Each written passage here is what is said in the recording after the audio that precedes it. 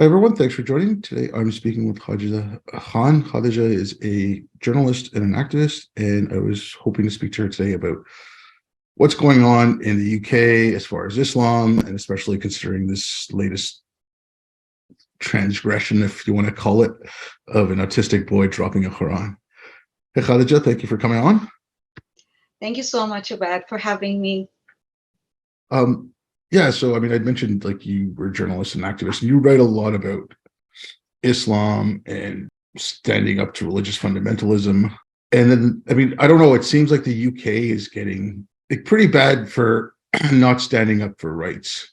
And it seems like there's a constant conflict of which rights get more precedence. And there was that teacher a little while back, at the Batley School. Then there were protests from Muslim parents about, I don't know if it was just general sex ed or if it was trans issues, like near Birmingham or Manchester.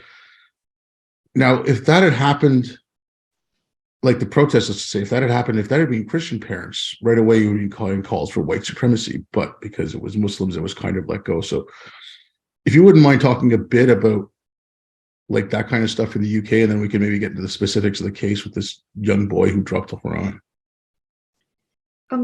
This is not an overnight development. It's been going on for some time. And as you mentioned, the Batley Grammar incident, and after that, when Muslim parents, they protested outside the school gates for,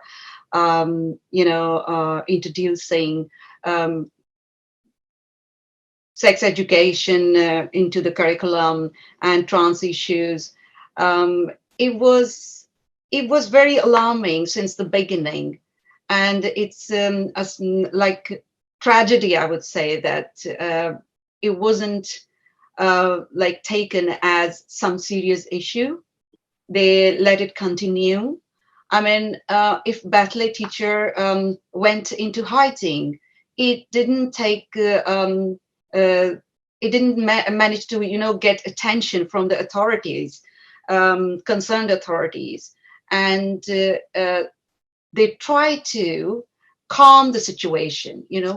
They try to calm the situation, and even Labour MP, she mentioned, like during the Batley Grammar, when there were elections going on in Batley. She mentioned that it was just, it's up to the teacher if he wants to join the school again. There is no problem in that, regard. But we all know why the teacher cannot come back to school. We all know why the teacher is still in hiding. It's very obvious fact. And it's a sad reality that until now, there has not been any, I would say, measure taken to tackle this issue. No, in the UK, okay, so I've been following this since I guess about 2014, some of this stuff, but it always seems like they capitulate when it comes to Islam. I guess the most egregious example is the grooming gangs. Like they let it happen and they didn't do anything about it because they didn't want to seem racist. Is that part of it with what's going on, or is it just like misplaced altruism? Like what's the rationale behind not wanting to pursue when it's extremism coming from Islam? Apparently, what we see is that concerned authorities, whenever they are involved in such incidents, this, extremist attitude from a bunch of people, I would say, who claim to be the community leaders, or the people who are the guardians, of the religion. Whenever this reaction comes from them, then there is a very disproportionate, response from the authorities. It's always like they try to find a way to, as I said, calm the situation. And to calm the situation, they try to appease, these people, try to make certain adjustments, to make them feel better. And this is the reason that this is not stopping anywhere. It's been going on. And today we are at a point where children are being punished for offending religious sensibilities of some snowflakes, I would say, religious zealots. Yeah. So, I mean, you mentioned the children, and I mentioned at the start about this young boy. So, if you wouldn't mind getting into specifics of that case, because that, to me, you can take it further from there, because I mean, this is just absolutely ridiculous, and the reaction, everything was just overblown for what had happened. It's a school where a group of kids, I would say, they had been involved in a certain activity. It was, I would say, it was just nothing. It could be taken as a disciplinary issue in the school, within the school, but our copy of Quran suffered damage, if you may call it. It's scuffed, I would say. It's nothing more than that. And on that issue, there was an overblown, reaction from the so-called community leaders. They jumped onto the conclusion that these kids have disrespected the religious sensibilities of the whole British Muslim community. I mean, they're speaking on the behalf of the whole community. And then there was, of course, a knee-jerk reaction from the school admin. Instantly they issued an apology, a public apology, and they tried to appease these so-called community leaders. They suspended the four school children immediately, and tried to make it clear to these so-called community leaders that we are going to take this matter very seriously. We are just going to make it sure that nothing of that sort happen ever again. And this matter does not, finish after the suspension of those kids. It carried on. And it's still not,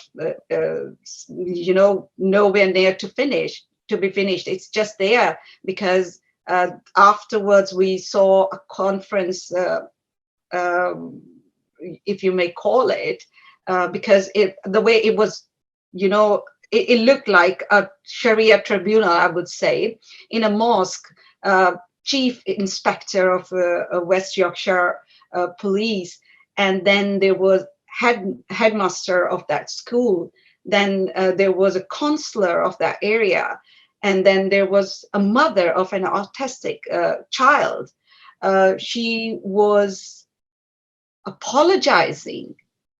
I wouldn't say that she was apologizing. It seemed like she was made to apologize, and it seemed like she had no other option, because of course she wanted to protect her child. But why? I mean, what happened? Why these kids, they were receiving death threats only because a copy of Quran suffered a mild damage, I would say. Nothing serious. Even if it was serious, I would argue, even if it was serious damage, or even if the child wasn't autistic, so what? We don't have blasphemy laws here in the UK. We don't punish people for mocking, criticizing, or ridiculing religious belief. So why it was like seen as, and very interestingly, I tell you that this incident was recorded as non-crime hate incident. And that is ridiculous. That is ridiculous, really. That why police had been involved in this whole situation, and then hate incident. Yeah, I mean, okay, just want to put that aside for a second. So, I mean, I grew up I was raised as a Muslim. You were as well. There were points when I was young, and I mean, I dropped the Quran. Like I was either picking it up to read myself or bringing it to my mother or something, and it dropped. Yes. My parents didn't have that kind of reaction.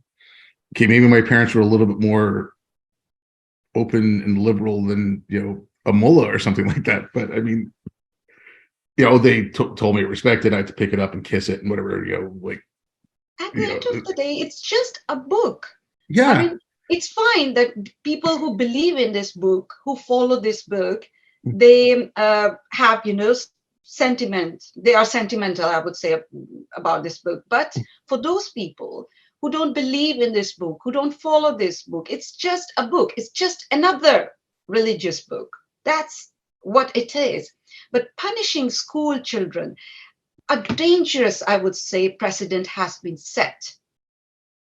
And now the Home Secretary, Suella Braverman, she has taken a notice of the situation, and she has explicitly said that there is no blasphemy law here in Britain, and nobody is, obliged to respect any religious belief. And this is what the reality is, actually. But on the other side, if you see, the reality is also that 4 kids have been suspended, and this suspension of those school children is still there. These children have not been returned to the schools yet. And okay, so we talked about the teachers. So if these kids go back to that school, are they going to get bullied? Are they going to get attacked? Are they, like, what's the consequences for them if they go back to the school now?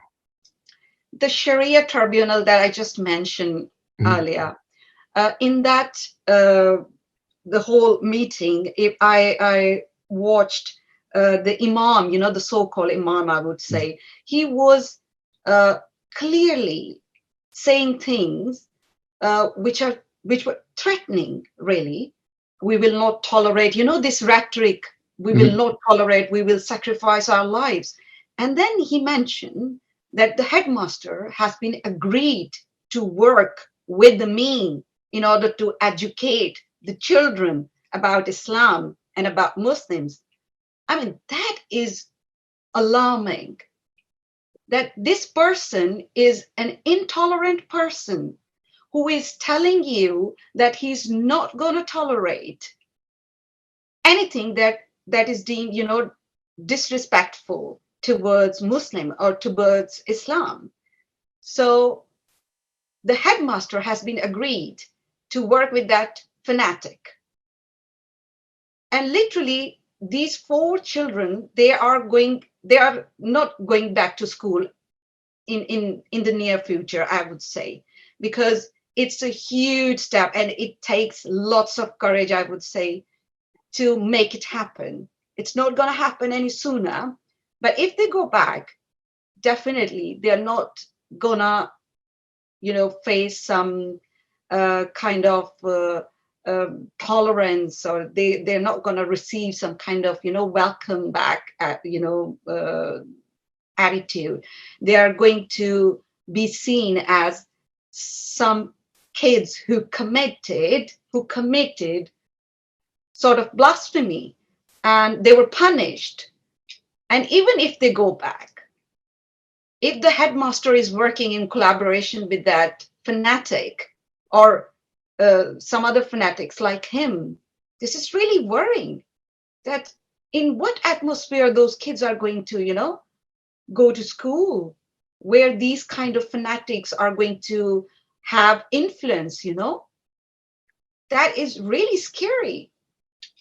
Like, okay, so just on this for a second. So, like this imam, yes, I saw some of that, I don't know what you want to call it, news conference or whatever they were doing. I saw, yeah, and then the guy's, fundamentalist and he's an extremist. But like, you'd mentioned like the community leaders and things like this. To my mind, it almost always seems like if it's the press, whether it's in the UK or Canada, the US, if they're going to go speak to a so-called community leader, it's always the same person. It's, when I say the same person, it's the same mentality. They all have like, the long beards, or if it's a woman, she's wearing a hijab. And they push that out there. Now, I have family in the UK, they're Muslim, and they don't agree with a lot of this stuff, but they're afraid to speak out because of community reaction. So how much of this do you think is coming from, let's say, the press and the government and organizations that always put these people forward as a community leaders? Do they put them forward because they're the loudest voices, or do they just, is it just laziness? Like, oh, we don't want to go look for anyone else. This person feels like talking, so we'll let them talk. To be very honest about, I am just fed up with this, excuse that we don't want to be called racist. We don't want to be seen as racist. The reality is this, that it is a fault on the part of the authorities. It is, because why are certain, I would say, concession have been given to these so-called community leaders, who then have become a law in themselves? I mean, if you watch that, meeting in the mosque, it looks like a Sharia, council, where Imam is pleading not guilty. I mean, trying to convince those, Qazi, the concept of Qazi, we know, the judge, that my child is autistic and my child doesn't know what he was doing. He was silly and all that.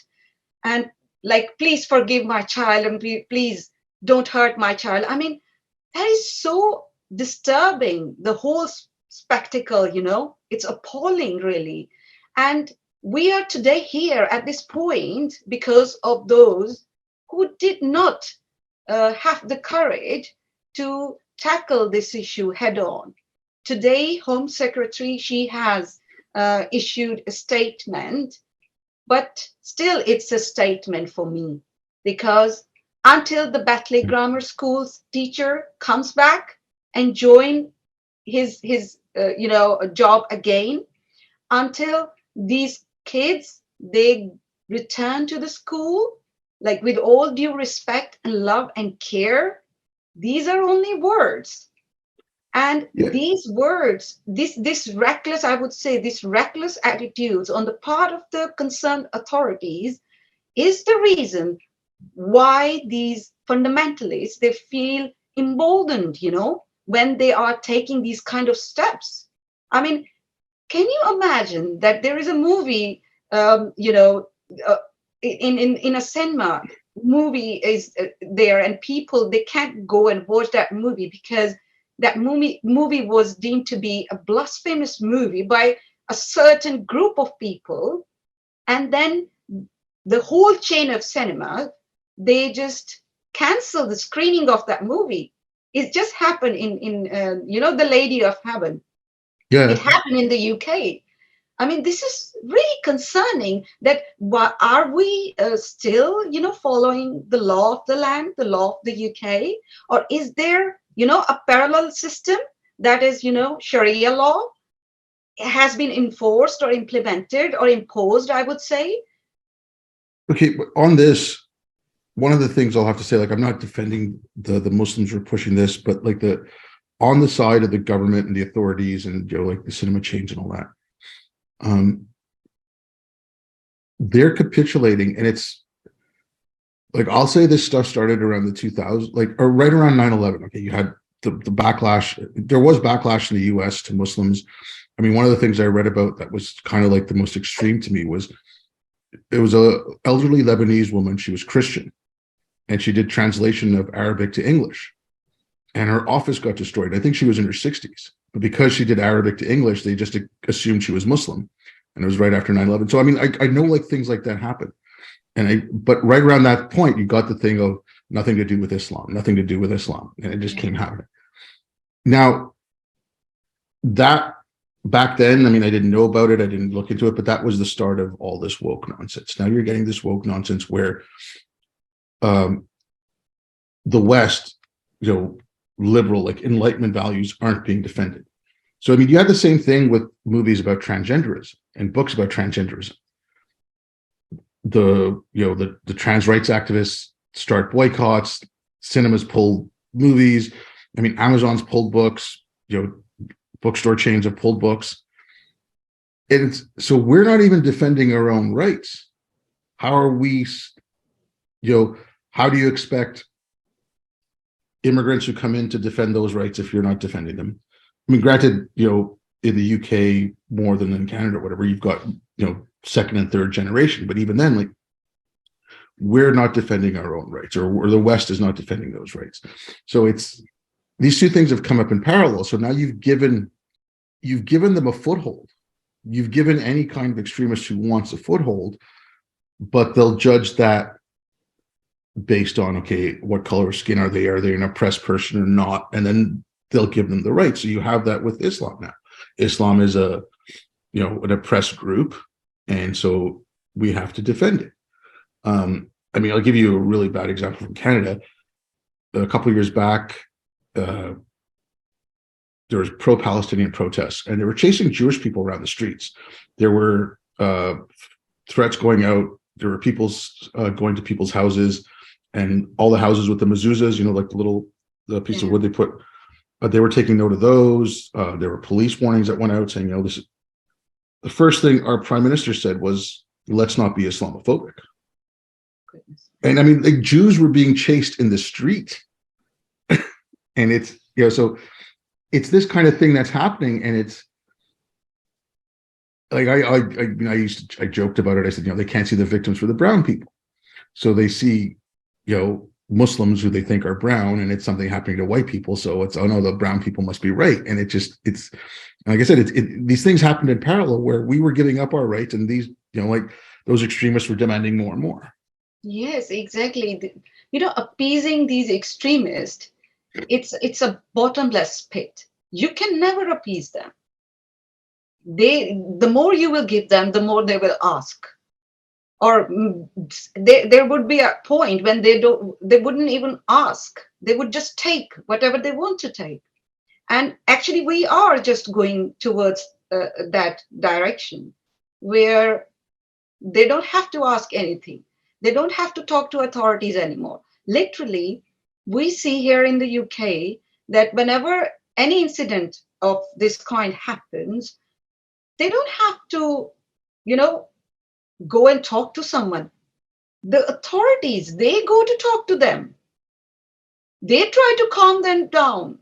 They try to appease them. And that is concerning, really, that these are hard-earned freedoms that we enjoy here in the West. You and me, we know the society we have come from, the background we have come from. We know that there is no concept of free speech. There is no concept of tolerance. There is no concept of, tolerating opposing views. The freedoms and the rights we enjoy here in the West, they are hard-earned freedoms. But to my utter disappointment, I see that, as you said, we're not defending these rights. Those who try to defend these rights or try to say that, no, enough is enough, we are not going to tolerate intolerance, then there is this accusation of Islamophobia that has been, this term has been, has become a synonym for blasphemy. The moment you say something, you are accused of being an Islamophobe, and the moment you are accused of being an Islamophobe, you are silent. Nobody wants to listen to you. Even if you try to, convince or persuade people, nobody wants to talk to you because you are an Islamophobe. This is how they use this allegation, They hurl around, they try to snare people, if you criticize. Now, what I see is that there is another thing I have just noticed recently, that we see these fundamentalists, they are, not very much progressive in their attitudes and, in their thoughts, but people who look progressive and very well educated people. I'm not saying that they are in majority, they are still in minority, these kind of people, but they try to, justify this kind of appalling attitude, punishing kids for committing, in their views, for committing blasphemy. I mean, I think this should be the end of our limit, you know, but it is not. Still, it is not. I'm telling you, it's going to go further because, again, the reluctance we see that on the part of the authorities, they are still not willing to tackle this issue. Or every time we are talking about extremism, they just blur the line between Muslims who follow their religion peacefully and who don't have, these kind of ambitious to just impose their beliefs on to the wider society. They try to blur this line between them and those who are extremist in their attitude, in their thoughts, and they want to impose their beliefs onto the wider society. So this attitude to blur this line is the reason that we are unable to tackle this issue. Because as you said, that every time somebody talks about extremism that comes from the certain section of Muslim society, then it is deemed as anti-Muslim bigotry or Islamophobic.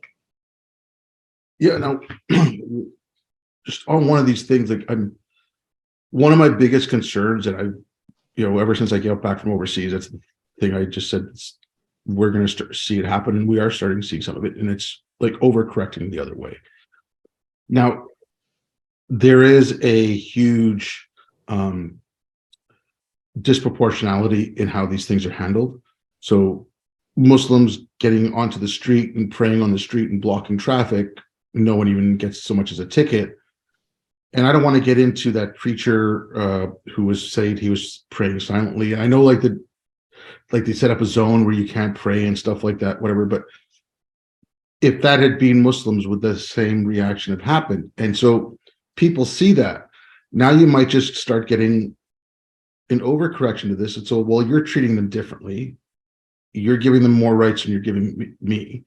People getting resentful. And then you do actually start having reprisals. And, you had some of it. You had like things like the EDL and, like the British Defense League and all that kind of stuff. Now, like, are you concerned about that, or do you see rumblings of that going on, or like what's that kind of situation? That what happened just recently. 4 kids, non-Muslim kids, they have been punished, for offending religious sensibilities of as they say, the whole Muslim community. I mean, it is going to resent people, in society. It is going to, make it look like that certain section of the society is being treated differently. And it's a kind of, alarming, I would say, attitude on the part of the concerned authorities. And I am unable to understand that why they don't understand that this kind of attitude can, fuel anti-Muslim bigotry. People would be thinking that these so-called community leaders, they are self-proclaimed community leaders, but they claim to represent the whole Muslim community, British Muslim communities. So people, the other communities may start thinking that we are being treated differently. Our kids are now going to be punished for hurting their feelings. So this is going to, provoke some kind of resentment within the, other section of the society. And then I also say that these people, they are always a minority. But again, it's the authorities, it's the media that make them the face of Muslim community. And now if I say that there are people who are tolerant, I know there are so many people, so many Muslim families that they are really ashamed of this attitude. They feel embarrassed that on our names, what's going on? And people, they are mistreating children now in the name of our religion. I mean, I have met so many people who say this thing. And they are not where to be seen. They are not on the media. They are not on the good books of the authorities, I would say. Whenever authorities want to talk, they would go straight away to an imam, and that imam, who is very conservative, who is very rigid in his views, they will always go to and talk to that imam.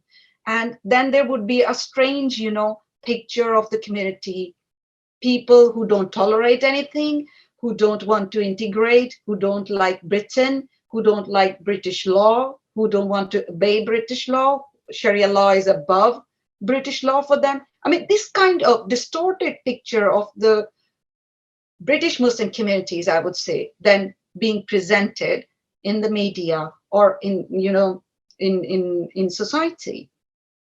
One thing about that, and it's so I had an uncle and some family friends. They were talking about a mosque, and they were saying, "Oh, well, I don't like this imam. He's too political. Blah blah blah. His khutbahs are always political." And so I asked them. I said, "Why don't you say something?" And these are all people who, when there was only one mosque in Montreal, they were involved with it. They were involved, and now they're all their local community mosques, and they're well known, but they're still afraid to say something. The people mentioned, I know that the majority of the Muslims in the UK or Canada or whatever just want to live their lives, right? And there is some, you'll have some degree of conservative. I'm not talking about the fundamentalists, even like from the conservative to the very moderates, you'll have some degree of conservatism and, certain things that you might find appalling or whatever. But at least they're moderate. They just want to live their lives. But they don't want to speak out. So I'm just, at one point I'm like, okay, you know what? You can't be a silent majority anymore. You have to go out. If the press is not going to come to you, hold meetings, put out a conference yourself, go speak to the school yourself, enforce. They send one or two fundamentalist imams, have 20 parents from the other side show up and say, no, you're not speaking for us.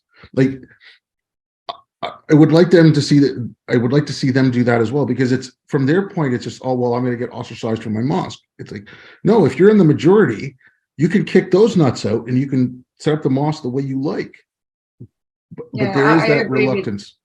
I agree with you that they are reluctant when it comes to, speak up. And there are apologists who would say that, don't call these people a mob, don't call them fundamentalist. They are, British Muslims, ordinary British Muslim. But the reality is that they aren't.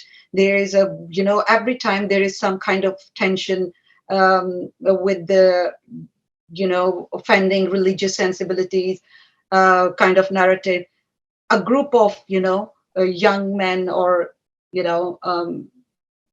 mature men, you can say, they are the ones who will be, standing outside the school gates, who will be standing, outside in the streets, and they would be protesting, and they would be saying that we will sacrifice our lives for the honor of our religion or our prophet, and these sort of things. And other ordinary people, they really don't want to be a part of this mob. But the thing is, they need to come out. People say that why you want Muslims to apologize on behalf of these, fundamentalists and extremists. No, they don't have to apologize. They have to condemn them, because, as you said, that if you are in majority, then you need to make your voice heard. You cannot just stay silent and expect that they will just go away. They are not going anywhere. They are there, and they are very much vocal, and you can say influential. Why they are becoming more and more influential, why they have literally taken hostage, I would say, the institutions now. We see that the whole school admin, gets on their knees when some sort of this incident happens. So they are becoming more and more influential, though they are a minority. So you need to speak up out loud. You need to say that, no, not on our behalf. You don't represent us. So it's not that you have to apologize for these bad or extremists. It's just that you need to make these people realize that no, you don't speak on our behalf, you don't represent us. And I think that it's a kind of moral obligation now to come out, to come forward and just condemn these people out loud. Yeah, I'm not going to hold my breath on that though, but like I want to contrast what's going out. So you take a look at what's going on in Iran, and it started with, well, the most recent, because it's been going on for years now, but with the death of I forget her name, Amina Masi. Masa Amini. Yeah, they with her murder, and then you've got these protests that have been going on for so long. Now in Afghanistan as well, the girls and the women are protesting the Taliban not letting the girls go to school. There were, I believe there were a bunch of med students who walked out of their final exams because they wouldn't let the women write them. And there was a professor on TV who tore up his PhD. Unfortunately, I think he got arrested. And then you contrast that to, World Hijab Day in Canada and the UK and stuff like that. I mean, you had Justin Trudeau out of one side of his mouth defending the Iranian women, and on the other side of his mouth, he's like, "Oh, World Hijab Day, blah blah blah blah. It's so empowering and this and that." I mean, I remember. Okay, Trudeau. One thing about him that in 2015 when he got elected, he had his cabinet was 50% women, 50% men. And so a reporter asked him, "Well, why do you have a gender balanced cabinet?" And he said, "Oh, it's because it's 2015." So he got elected in October. The following Eid, which was in 2016, he went to a mosque in Ottawa, and it's a mosque being a mosque. The women were up in the upper gallery, the men were down on the floor, and this is a guy who talked about his gender balanced cabinet, and it's 2015 and whatever. During his talk at the mosque, he praised the segregation of the women, and he's like, "Oh, look at the sisters up there all by themselves," and I mean, ridiculous. So, like, this is the thing here. It's this identity politics that it's going to come in conflict. So if you're picking the identity of women and then you're picking the identity of Islam, there's at one point or other it's going to come into conflict. But they just don't seem to see it. And it's like I try to, like I said, I look at what's going on in Iran and Afghanistan, and you can even talk, like there's things going on in the Middle East. There's a push for more secularism. Whereas it seems like we're going the opposite direction. Exactly, and it's really strange. I mean, if we somebody talk about gender equality, and the people say that no, women should be paid less than men, and women should not be in a place where men are seated, then we would call it out instantly. We would say it's misogyny, it's anti-women attitude. But when these kind of misogynistic attitudes stem from religious beliefs, then somehow people they feel reluctant. They don't call it out straight away. For them, it's like, oh, it's their belief. No, it's not. If something outside the framework of religion is seen as misogynistic, it should be seen as misogynistic even within the framework of any religion, if it exists in that religion. So it's hypocrisy, I would say, of these people, that on one hand they would talk about women's right, and they would talk about equality for women and prosperity for women, and when it comes to religious belief, which are overtly misogynistic, then they would try to justify it one way or another. And I find it appalling, really. We are witnessing women's revolution right now in Iran and in Afghanistan. I would say women are just pushing back. They are fighting against this mullayat, this mullaism, I would say, and this religious misogyny. But in the West, people are still not willing to call it as such. For them, it's like, okay, women are very brave. It's the regime. It's not the regime. It's the beliefs that regime have has adopted, has imposed on people. It's the belief that are religious belief.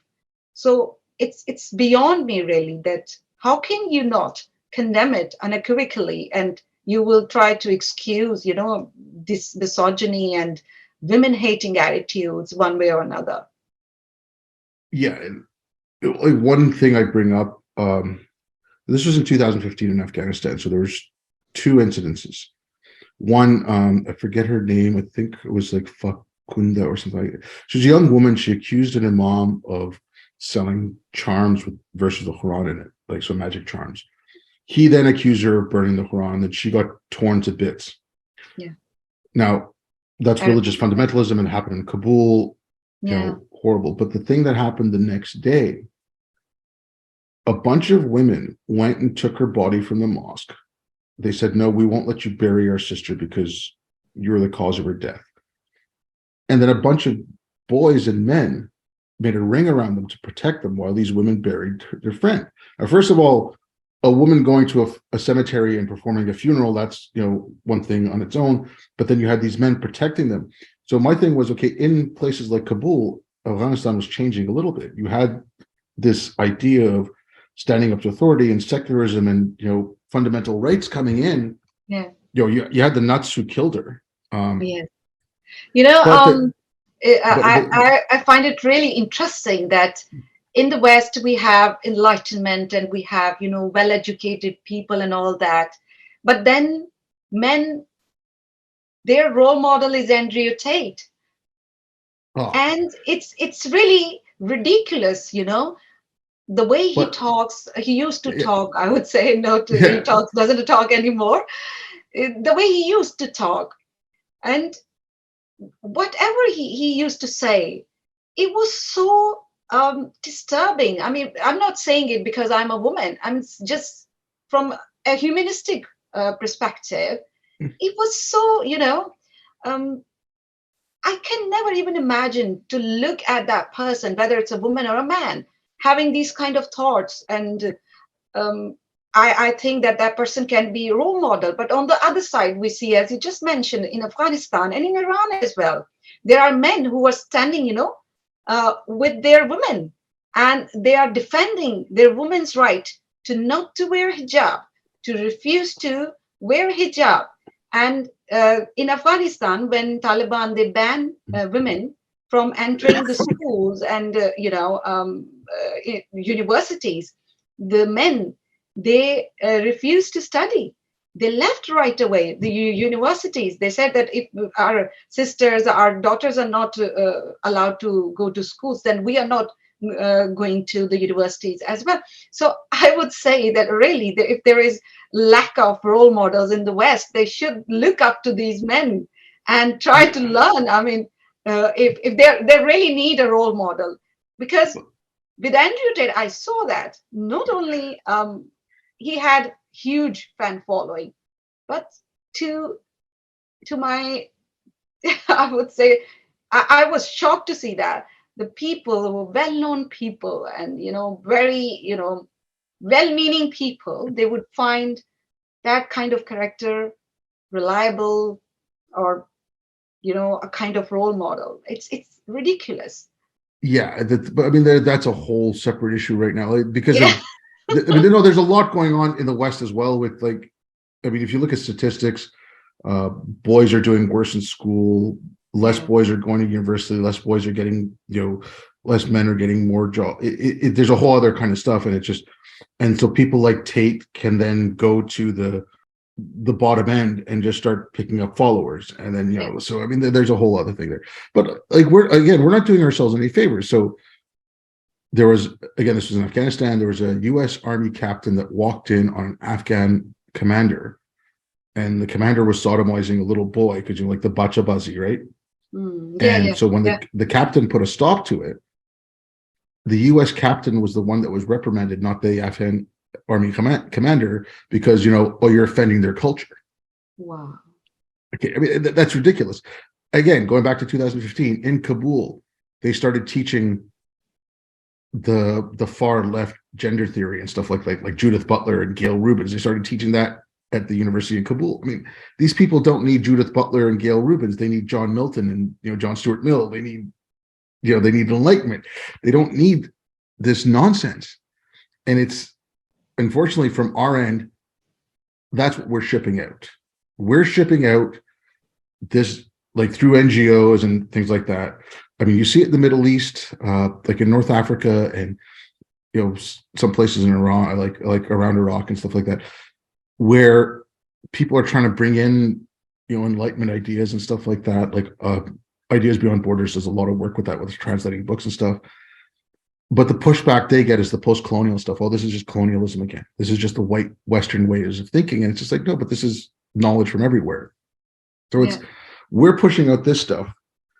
And, those people are actually trying to get some sort of freedom and liberty. And we're giving them things that are going to be absolutely detrimental to their own liberation. Yeah, I see it that this kind of, things are used to infantilize, people.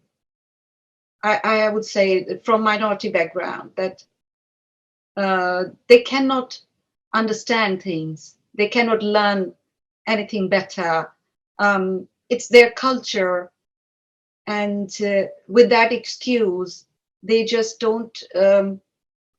It's a bigotry of low expectation, that you don't think that people from minority background can be tolerant, they can be broad-minded, they can espouse secular values.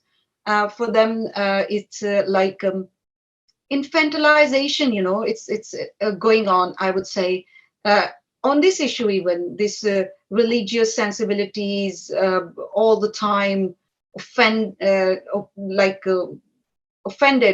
one way or another. It's just this, that they don't think that we can learn to be tolerant. We can be a part of the society. It's a kind of identity box that they have made for us, and they want us to stay in that box, not to come out of that box, not to be a part of the mainstream society. And because of that reason, I would say this kind of attitude that, oh, I will be offended, or I will be offended if my religious beliefs are even being discussed. I would be offended. So this kind of encouragement is coming from those people who suffer from, savior syndrome, I would say, who want to mollycoddle like minorities and thinking that they are like the victims. We have, ruled over them for centuries, or that colonialism, all imperialism and all that thing. So it's a kind of guilt, self-guilt, they have developed. And now they want to just, I don't know, this is really nonsensical. But it is a reality of our life, that when they look at us, for them, we are the victims that needs to be pampered. That's Also it. It's the like you said, infantilizing. We can't, the harm you might cause someone by giving them that opinion. Like, I'm not going to get harmed by an opinion. Yes, exactly. That kind of, okay. Why they don't think that our kids can learn this thing? Why they don't want our kids to learn it even? Why they always, overreacting? No, don't say anything to them. They will be offended or they will be angry. But the Canadian government, I think Canada is about as woke as you can get as far as politics go. We're teaching our diplomats. So I don't know if you saw that thing from the Smithsonian. The graphic went out quite a bit. They took the graphic off, but they still have the information on their website. But it's so things like love of the written word, punctuality, professionalism, objectivity, a sense of urgency. These are all considered aspects of white supremacy culture. We're teaching this to our diplomats and our foreign service. Okay, our immigration department has a definition of white privilege of anyone. So these are the things that uphold white supremacy culture. So, and the immigration department says anyone who has ideas that uphold white supremacy culture has white privilege. So it doesn't matter, and they say it doesn't matter the color of your skin or your race. If you have these ideas, you have white privilege. So, I mean, we had a conference or whatever. It was a conference put on by a bunch of people. This was during COVID, so it was all online. But it was talking about brown complicity and white supremacy, how brown people help white supremacy get advanced. And it's crap like this. And so this also happens here in the UK. Yeah. So when a non-white person espouses these ideas, oh, they're no longer, if they're brown, they're a coconut. If they're, East Asian, they're a banana, like, yellow on the outside, white on the inside. I mean, you had someone in the US, Nicole Hannah-Jones. She did the 1619 Project. She won a Pulitzer. She talked about how you're either racially black or politically black, and you need to be politically black.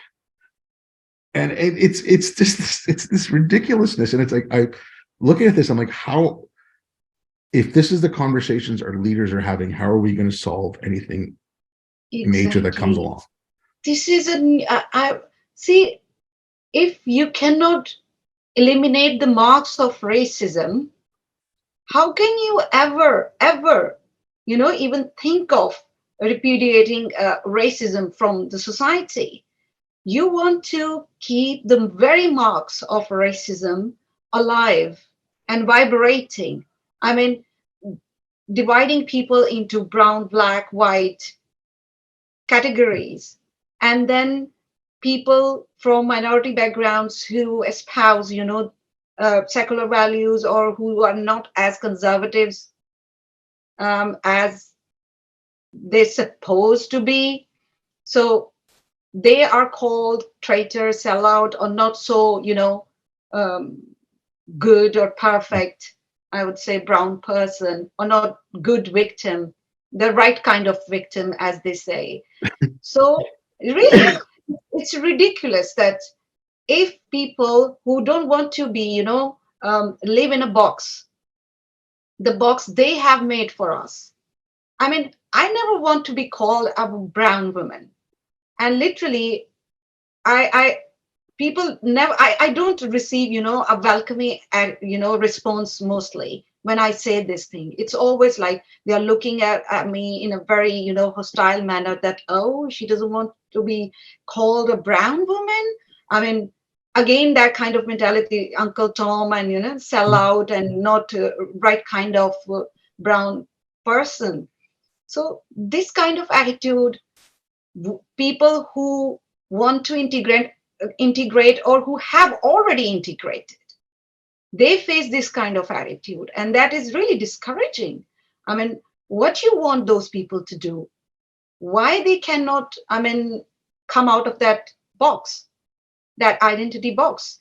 Once that identity, this identity politics was, useful, people in the past, they use it to claim their rights. Civil rights movements, they were based on this identity politics. But now the spirit, I would say, the meaning of identity politics, it's been changed entirely. It's not about your right. It's about isolating yourself from the mainstream society and try to, I don't know, it's a really strange, a very narcissistic approach, I would say, that you don't want to be a part of the society. You want to see the whole society as your enemy, and never want to be in good relation with the rest of your, fellow human beings, because you think that their ancestors have done something that is definitely not acceptable. But still, it's not it's their ancestors. But still, you want to punish them, or you want to criticize them harshly, so harshly, that there is no point of getting along, with each other.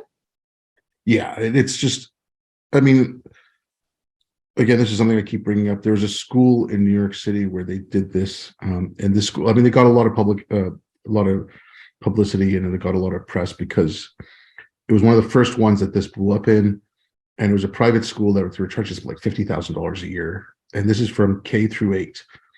And so what they did was they took kids who were in 3rd grade to 8th grade, They separated them by racial affinity groups for 45 minutes a week, and told all the white kids that you were oppressors and you oppressed everyone, told all the other kids that you were oppressed by whitey.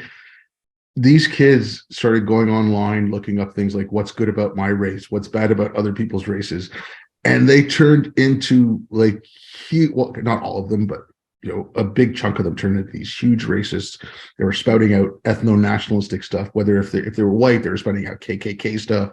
If they were black, it was like hard. And it's like, yeah, but you're getting them to focus on their race. You're getting them to focus on their differences instead of what their similarities are. Like focus on a common humanity, not on what separates you. But and it makes things worse. And they say, see, there was always racists here. It's like, no, but you caused them.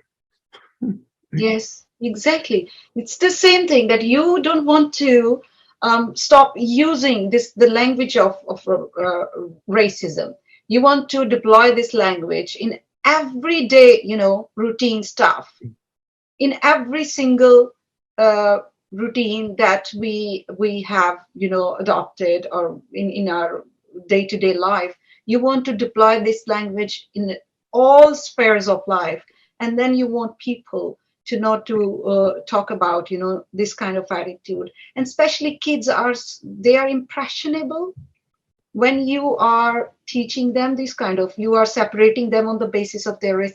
I mean, the concept that because your skin colors are different and you belong to different race, it's a racist itself.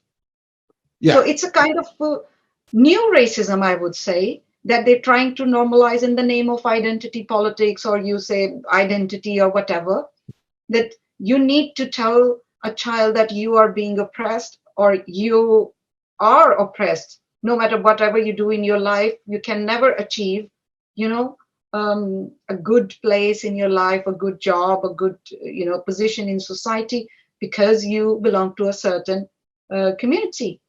And on the other side, you tell a child that you belong to a community that is deemed to be an oppressor, and you have got everything. But the reality is they haven't got everything.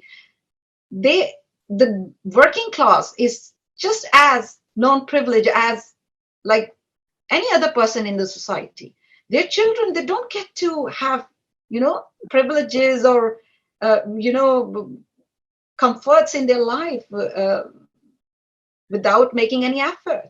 They have to make efforts like any other person in the society. So this kind of, I would say, generalization is not going to take us anywhere, really. We are claiming that we are just fighting against racism, but actually we are, getting deep into the depths of, this racism. And if it continues to happen, I don't think so we're gonna ever come out of that. Yeah, but I mean, like what you were just talking about there, okay, white working class kids don't have any kind of privilege or anything. So this is a quote from Derek Bell. So Derek Bell was basically the godfather of critical race theory. And this is from a book called Faces at the Bottom of a Well and the Permanence of Racism. So it said, Black people are the magical faces at the bottom of society's well. Even the poorest whites, those who must live their lives only a few levels above, gain their self-esteem by gazing down on us. So because of this, and like what he wrote in the book, I mean, and other stuff, you get, quote unquote, serious PhD students writing papers on how homeless people or white people who live in trailers are more privileged than the Obamas. Yeah. And again, it's just putting everything on skin color, and it's putting everything on this useless idea. And with this kind of, narrative, they are not, filling the gaps. They are not building bridges. They are actually dividing people, thinking that just imagine if I am a child and I've been told that you are an oppressed person, how would I think, of my classmates who belong to a community that is deemed to be an oppressor? Just imagine, I wouldn't be able to have any kind of good relationship with that classmate. So what kind of society we are going to have after a decade or so, Yeah, if this continues? I mean, that would be disastrous, I would say, in terms of race relations. but I mean, it's also like getting back to the Islam thing. That's what generates that sense of entitlement. Oh, Yes, your words are going to harm me. So they yes, use that language of whatever progressivism, wokeism, whatever you want to call it, and to further their agenda. They're like, oh, that's causing me harm. This whole safetyism thing that we have to wrap everyone in cotton wool and we can't let them get harmed in the slightest way. It's like, no, I don't want to see kids get bullied. I don't want to see kids get harassed, but I'm sorry, everyone goes through a little bit of it, and you need to be able to exactly. have your Obed, defenses up for that. Obed, I would say that in my childhood, I spent my childhood in Pakistan, my teenage years in Pakistan. And in Pakistan, 99.9% people that look like me. Still, I faced bullying. I mean, on everyday basis, because of my hair, because of my height, because I don't look nice to some people, because I don't speak very nicely, or I stay quiet most of the time. I mean, I did face these kind of situation. But you know what? The difference is that in Pakistan, you don't really talk about these issues. People pick on you because of your skin color, because of your appearance. You really don't call them out. Because there is no concept of discrimination or bullying and all that. People, they just have normalized these things. But here in the West, we have the opportunity to call out people, to say out loud that no, it's not right, it's discrimination, it's bigotry, it's bullying. And I think that is encouraging. That should be the way forward.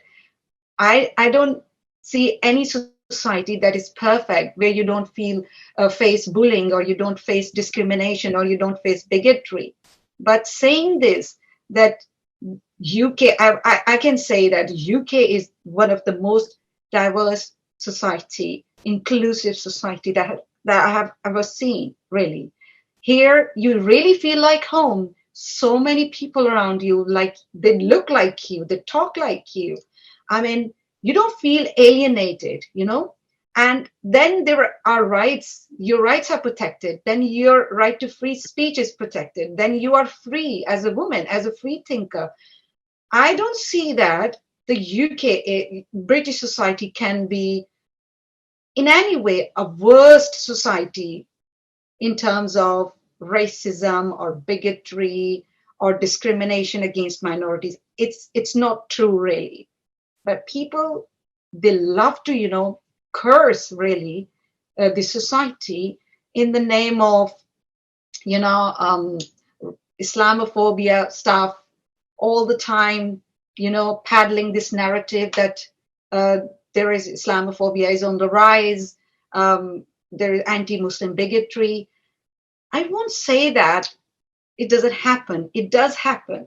But saying this is the worst kind of society and there is no way out of this situation, I think that is wrong. Yeah, I mean, okay, like I don't know about the statistics in the UK. Again, just because Trudeau kept pushing up Islamophobia and stuff recently, I think since 2019, cases of Islamophobic attacks, if you, that's the term the police use of it, like anti-Muslim attacks have gone down 62%. It was never, at one point, I think it got into the top five. Anti-Semitism is, since I've been looking into the stats, has always been number one. It's always been, Yeah. yes. But like I said, now like Islamophobia has gone down 62%, yet they're still pushing it. They're still pushing about, oh, you can't be Islamophobic, you can't be that. And it just, because their aim is to ring fence the ideology, not the people. They don't aim to protect people. Their aim to ring fence the ideology, the Islamic ideology. The Islamist, they don't want anybody to criticize their beliefs, to mock their religion, to ridicule their religion. In the Western society, that is a norm. really, Mm. that people make fun of religious belief and they are not getting punished. It's not a crime in these societies. But this is what Islamists don't want, because once they are comfortable with people criticizing their religious belief, obviously they wouldn't be able to continue, you know, doing or, performing all those rituals and tradition as they do right now in the name of religious freedom. For them, it's the death of, they're conscious that, okay, now we have become like any other person. There is also an element of supremacy, that religious supremacy, that they believe that they are the best, among human beings who have been chosen by Allah, and they are the best.